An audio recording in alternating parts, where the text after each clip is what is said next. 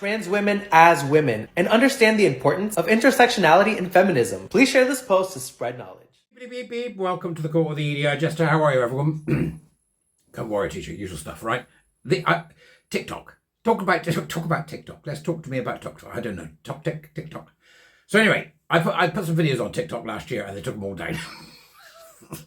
You're in violation of TikTok's policies on videos. Right, okay, fine. So I sort of gave up, but I thought I'd go and have another look and see what they're up to on the old TikTokings. And this proved quite fruitful this time round. So this time round, my gaze, not gaze as in, oh hello, get the ninny, right? Gaze as in to see. My gaze, right, was brought to a series of videos from people explaining to feminists why they aren't feminists because they don't include men. How are you, Millicent? Spinning! Dear. So I've got them for you. Now, the first one I've got, it starts with it's a TED Talk, right? TED Talks, which has long lost its cachet.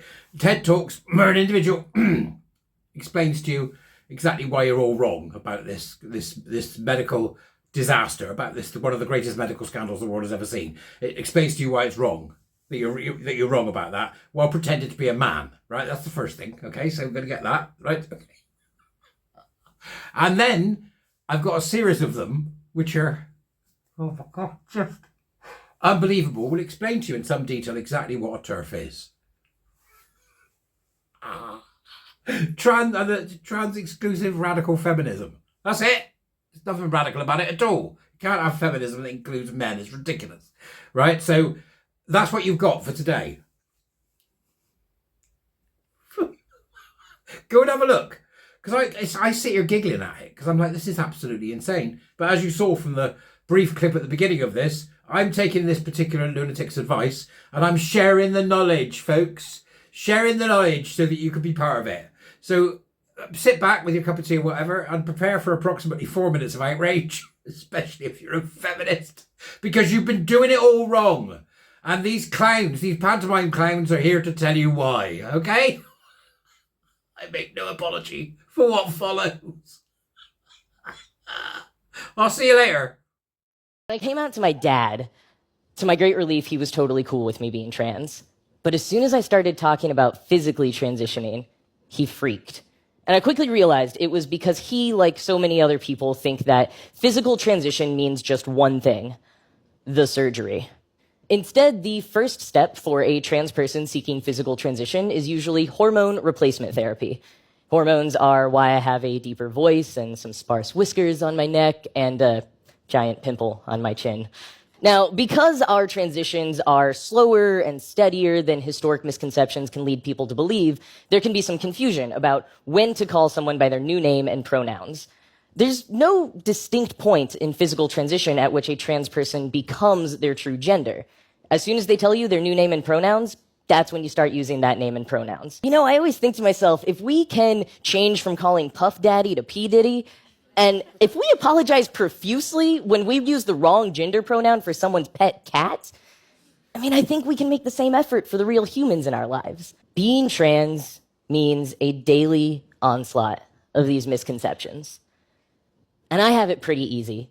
I am a white, able-bodied guy sitting nearly at the peak of Privilege Mountain. For non-binary people, for trans women, for trans people of color, it is so much harder. Talk to trans people. Listen to us. Amplify our voices. Take the heat off of us and educate those around you so we don't have to every time. Maybe someday when I say, "Hi, I'm Jack, and I'm transgender," the only response I'll get is, "Hi, nice to meet you."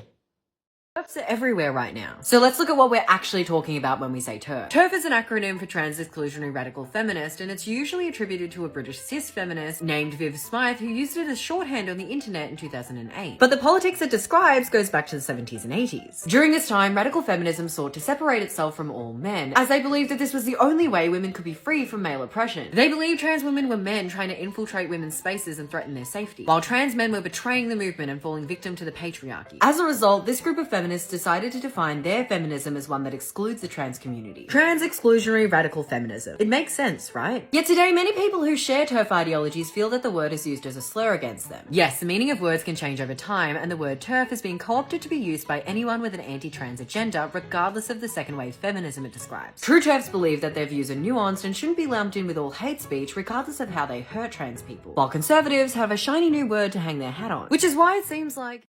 So TERF stands for Trans-Exclusionary Radical Feminist. It's feminism rooted in transphobia. They're in opposition to trans rights, and all of them believe that trans women are just actually men, and that trans men are just women who are confused. We're going to be seeing a lot more of them in feminist spaces. It's a very specific form of transphobia, and they like to exclude trans women from women's spaces because they don't view them as women. You're going to see online especially that TERFs aren't going to refer to themselves as TERFs because of the negative connotations accredited to them. Sometimes they'll say things like they're gender critical. I'm going to leave some links that should be helpful. A couple of people have asked about this, and sorry guys, I didn't realize that the term wasn't that widespread. So TERF is spelled T-E-R-F, and it stands for Trans-Exclusionary Radical Feminist. This term came up in radical queer circles to specify the type of women's rights activist who maybe supports lesbians, gays, bisexual people, but does not believe that trans identities are valid and believes that they are a threat to women's rights. This term was created largely to other transphobes from the rest of the women's rights / queer rights community because nobody wanted to be associated with them. A TERF is very likely to only focus on trans women and freak out about how they are such a threat to women's rights. They're never very specific about how exactly that is. They'll talk about like, oh, they'll disguise as women and then come attack us. I'm like, so you're talking about men then, not trans women? You're talking about men then. Okay. J.K. Rowling has become the perfect example of a TERF.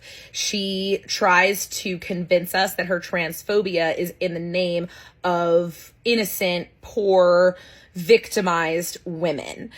TERFism in this way has caught on in the UK in a way that it hasn't so much in the US. The UK doesn't have as much of like an evangelical right to latch onto, so they had to find a different way to get transphobia to make white women feel scared. So anytime you see a person try to use feminism or women's rights or women's protections as their shield for their transphobia, that's TERF behavior. And now you have a word for it. What is a TERF? TERFs, or trans-exclusionary radical feminists, believe that in order to be a woman, you need to have been assigned female at birth, or a biological woman.